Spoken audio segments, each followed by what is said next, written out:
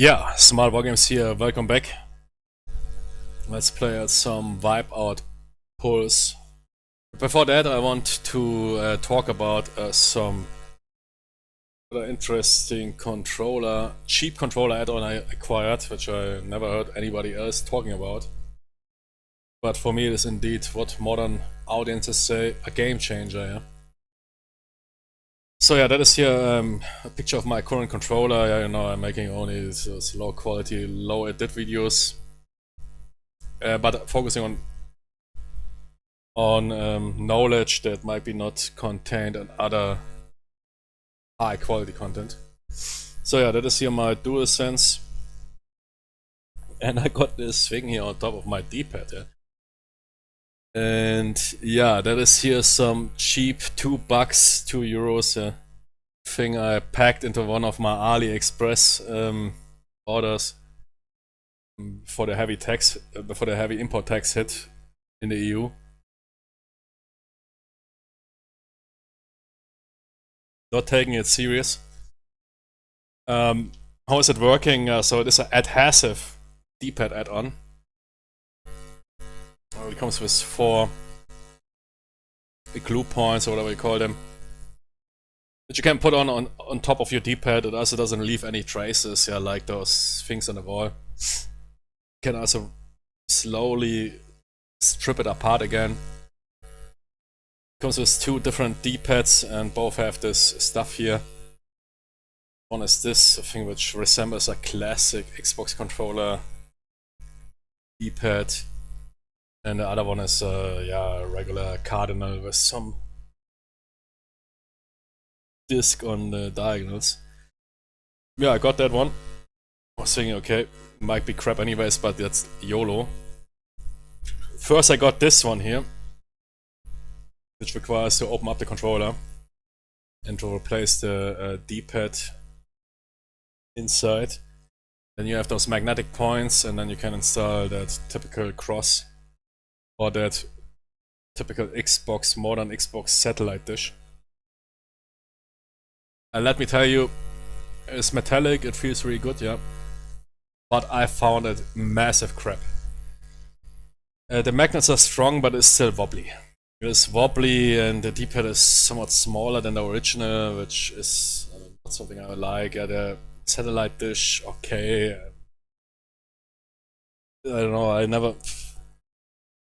don't know what the flaps for menus. Yeah, if you have some Call of Duty wheel with 8 items, okay, perhaps then.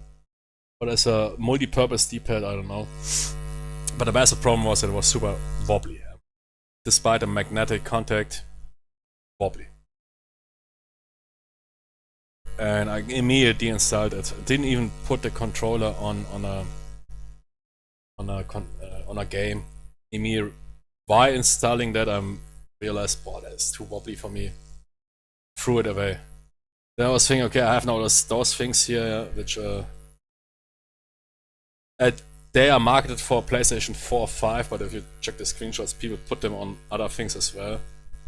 If you can mount those 4 glue points on anything, you can roll them. I was thinking it's complete crap. It is smaller than the original DualSense D-pad a bit. And I ripped it apart 2 times or something. I ripped it away 2 times. But because I also had to open the controller and one controller failed. I think that D-pad is now sitting on the 3rd glue attempt. So you can also remove them again and put them on something clean. Yeah, sure, the adhesive quality will of course suffer from putting it out and ripping it apart. But it's still enough. And yeah, I put it on a DualSense for the loss. I threw that one away. I was thinking, okay, and I was about to throw away that one as well. I was thinking this cheap ass shit, wannabe pro gamer bull crap here. There's a lot of gaming add-ons for your controllers or whatever it is. I kept it on, and then I started to play Wipeout, which I rather prefer to play with a D-pad, because it requires really fast inputs, which The sticks, I personally find the sticks can't handle that. If you're super precision, as a kid noticed, if you play Gran Turismo or something and you run on a Nürburgring with 300 kmh, I often switch from the stick to the D-pad for this tapping. This tapping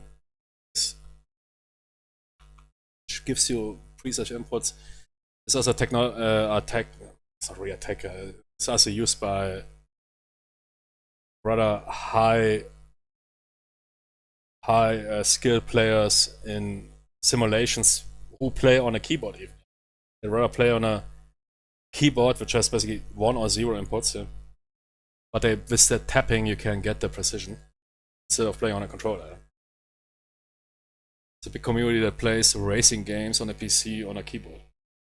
Which sounds crazy, but will really roll you into the dust. Yeah. So I put that cross D-pad on it, played with Wipeout, enjoyed it. It's really cool. Also because I was thinking it's too small, but that has also advantages. You can quickly switch right, left, right faster because of the elevated position. Hitting the pressure point is way easier. I didn't modify anything inside the controller. That's how it's sitting there. I was thinking, okay, yeah. I first realized when I switched then back, when I played the PlayStation Classic controller, Wipeout, I missed that shit. So for racing games, I must say that AliExpress, $2, adhesive D-pad add-on, absolutely roll it. I ordered another one, for my another one for my Xbox controller. Yeah, I can't talk for other genres. I think regular 2D or whatever will also roll good with that one. It's simply elevated, especially if you require precise inputs. Yeah, for elevated position, same with the sticks. Yeah, if you put something on your stick, it becomes more precise because of a bigger range. Works pretty good. You can also, even if you glue it on it again, it doesn't leave any residuals. You can a bit squeeze it around, which I do occasionally. But yeah, I played it with this, and then when yesterday we checked out the PlayStation 1 controller, which has a really good D-pad, yeah. Probably better than the DualSense. But the PlayStation controllers are known for pretty good D-pads. So why the pro community is rolling them in fighting games and what. But racing games is basically left and right. Left and right for a racing game is important. I don't know if that thing would survive a fighting game if you need to really rock it hard, rotate it around, you might dislodge that D-pad add-on. I don't play that many fighting games. The thing for regular input of any 2D game, especially of racing games where you need sensitive inputs, I think that is really good. I can play Wipeout 4 or 5 hours. We just checked out a controller, and after one zone session of Wipeout, I felt strain in my thumb. Yeah. With this here, it requires so little pressure, and it's really, so I also have larger hands, sitting comfortable. Must say, Ali. I even have a bit of that I threw away that other one. But I think that other one was a bit slippery, but we will see. That is, I think that's the classic Xbox One. Which was not bad, it was good. Yeah, but I don't know, it was working good in an elevated position. But that thing here, I realized that I now don't want to play without it anymore, especially games like Wipeout. Be comfy. Yeah. Probably the best $2 I invested. Also, because I had it simply here, I put some rubber shit on it.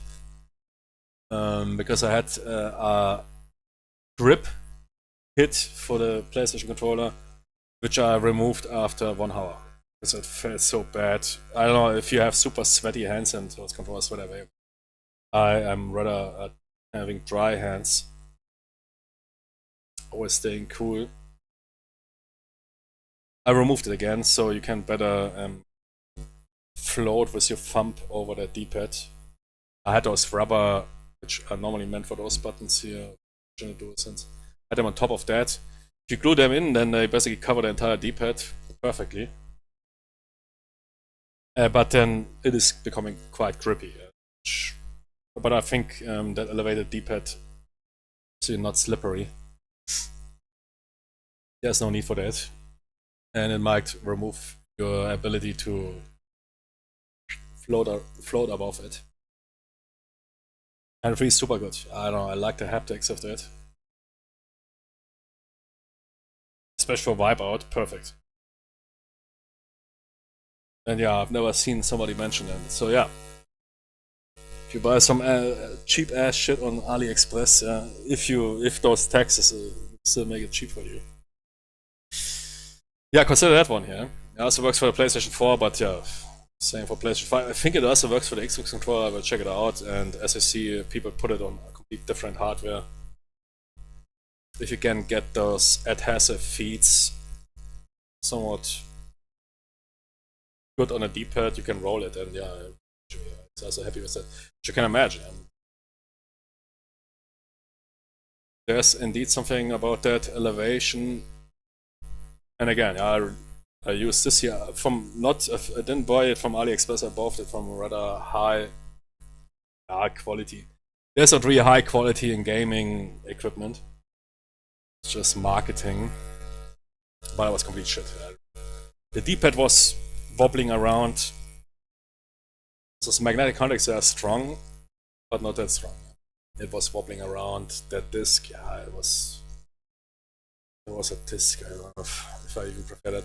I guess there's a reason why a lot of people, and I always look to the pros, not because I want to become a pro, but the pro says he's using this or that equipment without being sponsored. You can play that controller for 5,000 hours per week. Perhaps he knows what he's talking about. Why they prefer the 1708 models of the Xbox controller, which come with this D-pad, instead of modern controllers coming with discs, or Elite controllers coming with those satellite dishes. And I realized that when testing out a PlayStation controller, that those regular cardinal crosses can be 10 times more precise than something like this, which you might think on the first glance, yeah, that must be easy to rotate and hit the diagonals. Perhaps, but it also works better on this one here. If you check it really out. That was crap. But that, Jimmy, here, that $2 Chinese plastic. Best add-on ever. Huh? Love it. Especially super fast. And I'm not good at Wipeout, I'm a noob, but with that, playing Wipeout, Zone, and whatever, I could play it for 10 hours. And yeah, don't want to miss it anymore, so check it out. Yeah, I didn't got sent those $2 D-pads for free. I bought them myself, so it's my opinion. Oh yeah, it's rather funny. Okay, let's roll. I ordered another one, yeah, because I want to put it on my PlayStation Classic controller and then replace my DualSense for more wafer gaming, because the DualSense is battleship. Yeah. It's a Yamato of controllers. But I will put that thing on the Classic. That will pretty sure look funny. Modified Classic PlayStation 1 controller. But that D-pad, $2. I mean, you can also print it yourself if you have a 3D printer. And you have what is called in English filament, like in German, yeah. Proper filament, ABS, if your printer can handle ABS. There's a bit softer one, which is also good. You can print that shit probably on your own, but